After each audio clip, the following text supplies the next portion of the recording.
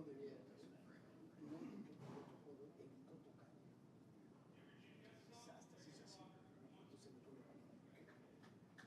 Entonces me tuve que si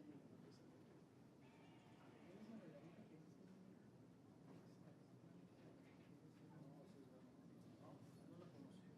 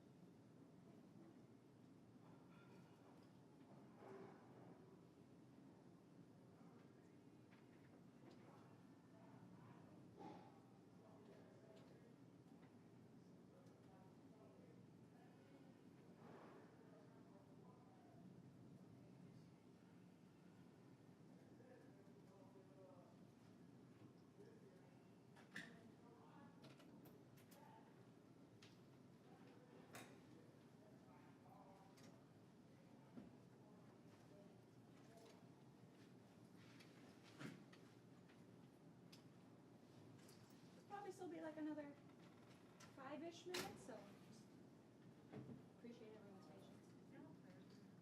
What now? You don't play with me. Brett Coleman and Chase. This mic's on for 7.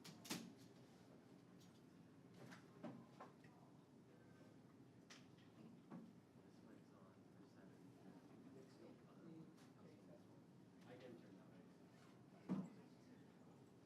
Oh, you just do that? All right. Yeah. I'll just leave you on. Yeah. Sounds good? This one wants to bring Yep, it. yep, yep. Okay, thank you.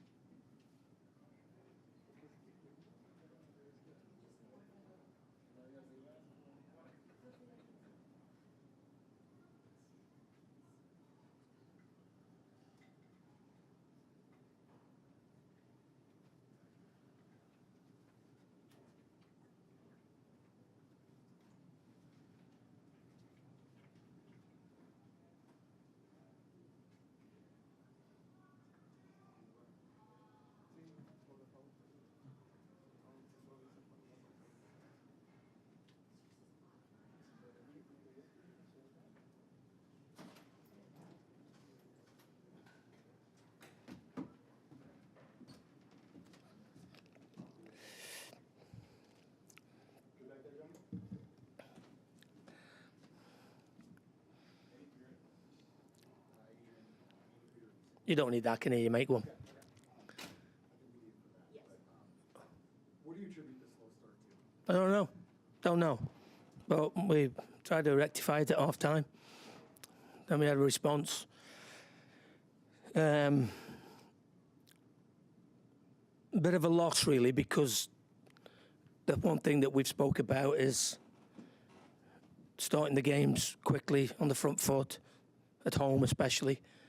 And I said to you guys in the week that if we don't treat these with the respect that they deserve, then the game is going to be a difficult afternoon.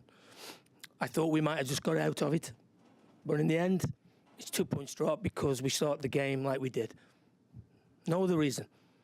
And the energy that we had to do after that, to get ourselves back into it and get them out of their comfort zone and play forward, run forward, get to the first ball, is all the things that you have to do. You know, you've heard me say it before. There's both sides of football. I never, ever have a problem with us with the ball. I know we are good enough to create chances against anybody. Hopefully we've learned a lesson. Adrian, I just feel like this is one of those ties that tastes like a loss, you know, and I feel like the team relaxed in the last 15 to 20 minutes a little bit. Like I think it was because of the energy that we had to put in to get ourselves back into the game. You know, as much as we were on top, we left ourselves very vulnerable at times to the counter-attack, and they've got some guys who can run. But no, we put ourselves in the hole that we were in.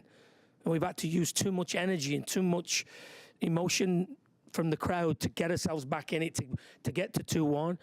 And then, you know, in the end, you run out of that emotion. And it's been a really frustrating evening because as I stand here now, we conceivably, what do we have? 4 or 5 great chances second half. Great chances. Not difficult chances, great chances. But it's frustrating, yeah.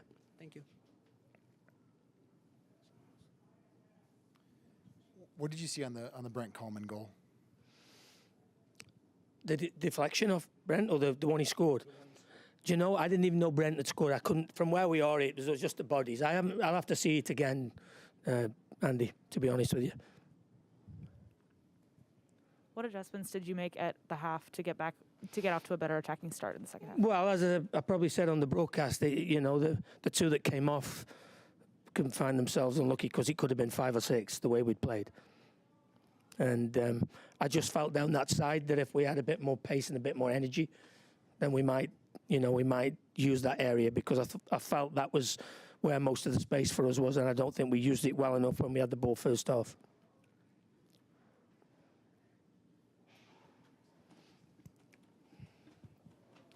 Coach, what does the team have to do to close games like this?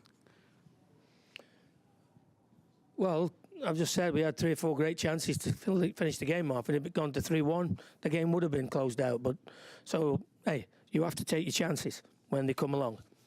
That's it's the oldest thing in football. Goals change games. Well, Franco had 2 great chances in the first 5 minutes, second half. And so we've had lots of opportunities this evening, but closing games out. At one stage in the first half, after 25 minutes, I didn't think we were going to be in the game the way we'd played. But we got a response out of them, and it's 7 games undefeated now. And as I said, if we'd have gone to Portland and got a point last week and won today, we'd have said that was a great little return. Sometimes it goes the other way around, but I'm not best pleased at this moment in time, to be honest. What did Boxy suffer, and what's the severity? He's got a problem high up here, high up in the groin, but close to the hip joint, and he'll have an MRI tomorrow. Obviously, we don't know where that's going to leave him regarding the Olympics, etc. So we'll have to wait and see, but we'll have a better idea tomorrow when he's had a night's rest, and we see where he is. Adrian, you was talking about that the team lost the energy during the last 15 minutes. But I can see that the team lost the focus because they were discussing all the decisions from the referee. So that is why the other team scored the second, because we lost the focus. I try not to get involved too much with the referees, but I don't think he had his best night. I think that's the best way of describing it. I'll leave it at that. I just don't think he had his best night, and that happens because some of our players didn't have their best night as well. So that's human nature. That's the way it is. But I think it's one of them. When he looks back, he'll think maybe 1 or 2 of them decisions, and they could have been costly, 1 or 2 of them as well. We had a couple of breakaways where he pulled it back, and then I thought there was a foul on Ray when they go down and nearly score. But ifs and buts, I'm afraid that is. With Franco playing today during the investigation, is it an issue of innocent until proven otherwise? I thought that was American law, isn't it? Yeah, I didn't realize we were guilty by association, so we'll see. Hopefully that we'll have a resolution in the next few days. What do you think of DJ's debut? I thought he was excellent when he come on. I thought he's a really good one-on-one defender. He's got good pace. And he joined in at the right time. And, I thought he can be really pleased for his first one for us anyway. As a head coach, any lesson that you have learned tonight's game? I wouldn't say it's a lesson learned. One thing I do know, and I've known this over a long period and a long career, if you start slow and don't respect the opposition and don't do the things that you're good at, and then you have to chase the game, it becomes a very long evening. And that's what tonight's been. What was the impact of Abila and some of the other subs?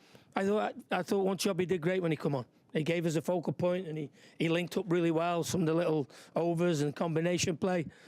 Yeah, I thought he did really well. It's been a frustrating start for him, but hopefully that'll give him a bit of confidence, and we'll see where we go from then. But he'll certainly be better for coming on and having 45 minutes and having a response, which he has.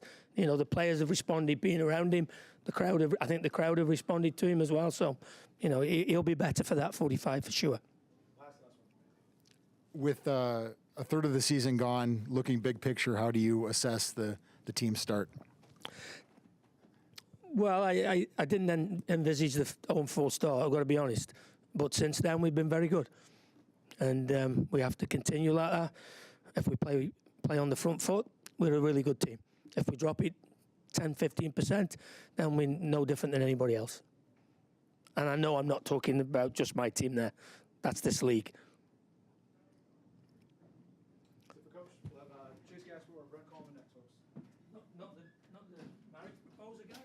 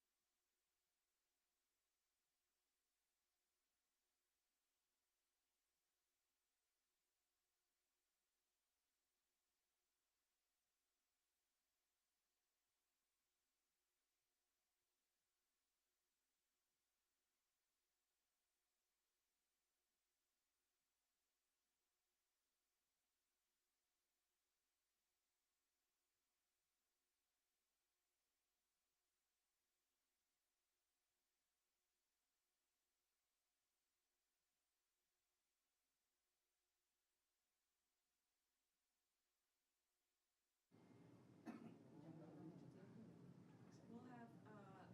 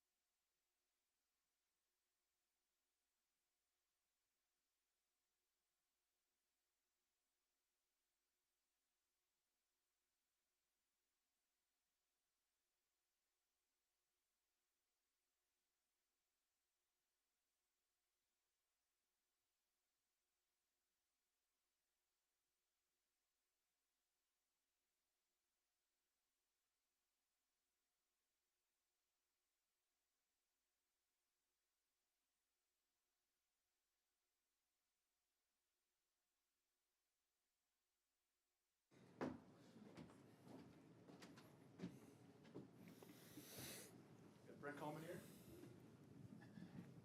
Hi, congratulations for the goal tonight. If you can explain me a little bit how it was, I think it was a little weird. I don't know if that's the definition.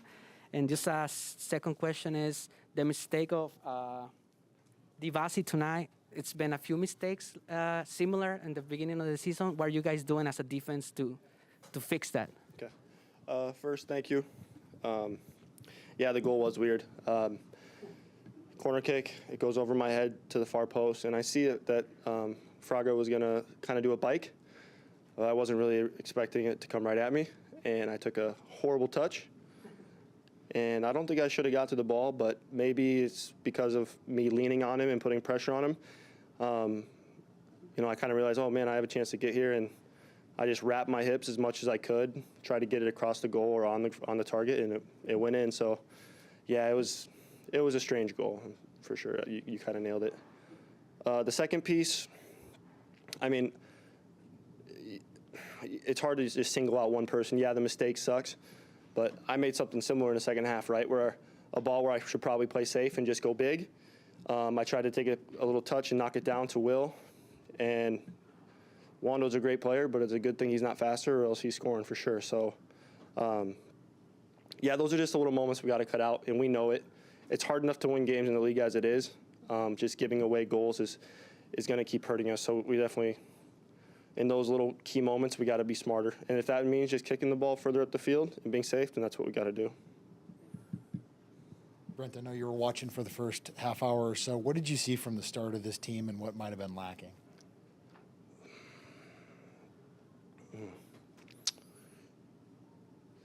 I don't know. Sometimes we start slow. I mean, we always talk about how important a good start is. And tonight, it took us a while to get going. I can't tell you exactly what the reason is. But we know we got to be better than that to start. Can you walk us through the second goal that you guys conceded? Yeah.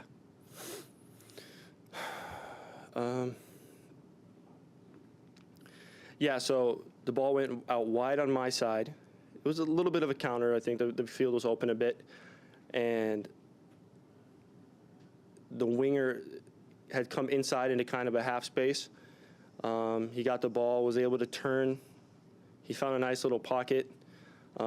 He was able to dribble in and get a shot from close range. I should probably come sooner, but I thought Will was kind of going to have it covered, and I was really late to break. So if I'm a step further, or maybe even a half step, I probably get a block in. So I haven't watched it back yet, but I know I was late making a jump. And part of the reason why I was protecting the space so much is when Wando comes on the field, you're just paranoid, right? You know he's behind you. If I go too far, I'm leaving a big hole, and you know he's going to be in it. So I got caught up too much just protecting space, and I didn't break. After you scored your goal, it looked like you looked up into the crowd. Who were you trying to Oh, have just connection with? my girlfriend was over there, and my family's all down in Omaha. I wish they were here. They're all in Omaha for the 4th of July, but my girlfriend and my friend that are over there. What adjustments did the team make at halftime to come out for the better attacking start in the second half? I think a lot of it was energy related. It's no secret they play a weird style, and we were very well prepared for it. And we just kind of we got back to the basics of what we worked on during the week. Finding the free man who's not man marked and taking space, and then finding the next pass. And we struggled to do it in the first half. There was a lot of turnovers. The second half, it was a lot better. Any more questions for Brent? Brent Coleman, thank you very much. Thanks, guys. Chase Gasper next.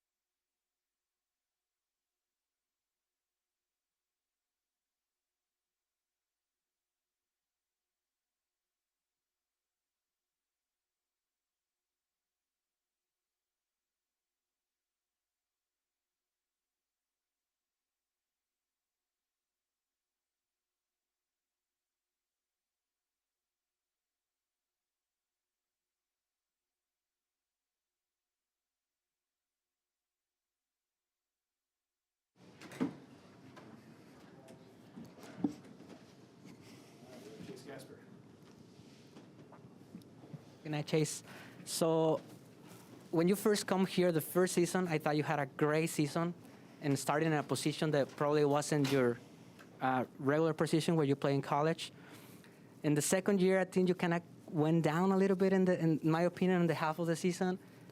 And starting this season, it was really bad. The beginning, making a few mistakes in the defense. Tonight, I can say is one of the best players in the field, an astounding performance, and I just feel like you're getting back in track to where you were. Thank you.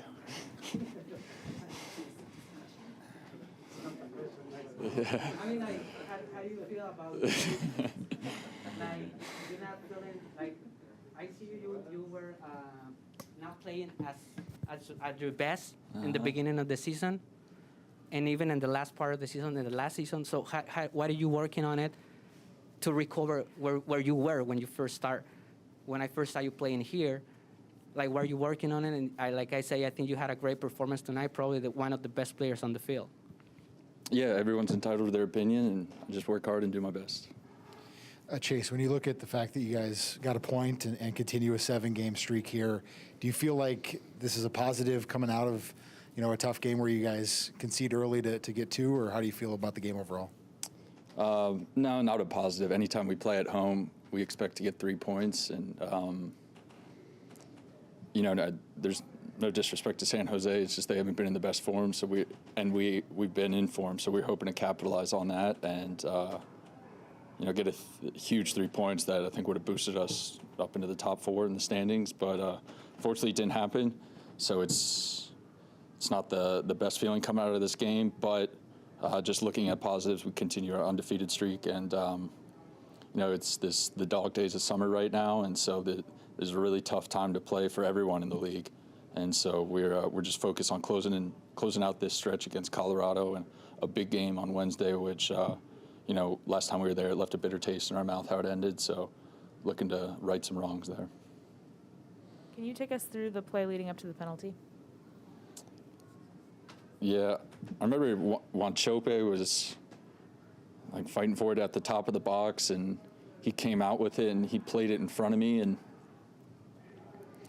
I saw Judson coming in really fast, and I didn't really get a chance to look up and see who was in the box, and so I just cut it back, and I felt my right foot get hooked, and I got tripped up, and so I thought it should have been called right away. But I mean, I understand the ref's just doing his job, doing his best, and I think the right call was made in the end.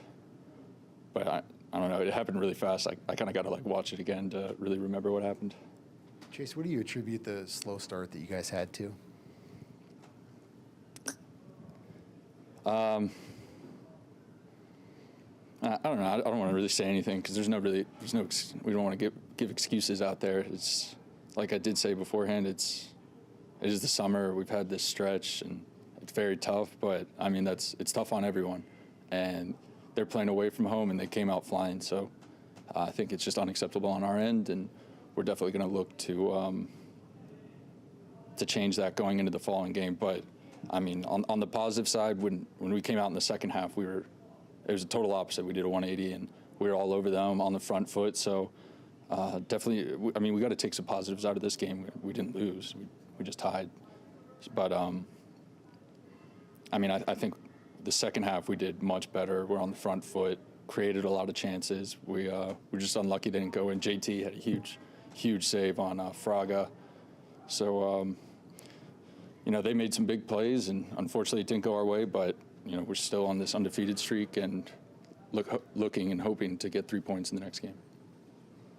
How did you go about trying to contain Cade Cowell, and what happened on the goal where he slipped through? Sorry, I didn't hear you. How did you go about trying to contain Cade Cowell, and what happened on the goal where he slipped through? Yeah, he's a really good player, great talent, young guy coming out, exciting to watch, and a lot of athleticism and speed. So he's always someone you got to keep an eye on. And I thought we did a good job with him. Just things happen; it's part of the game. I've been there earlier in the season, so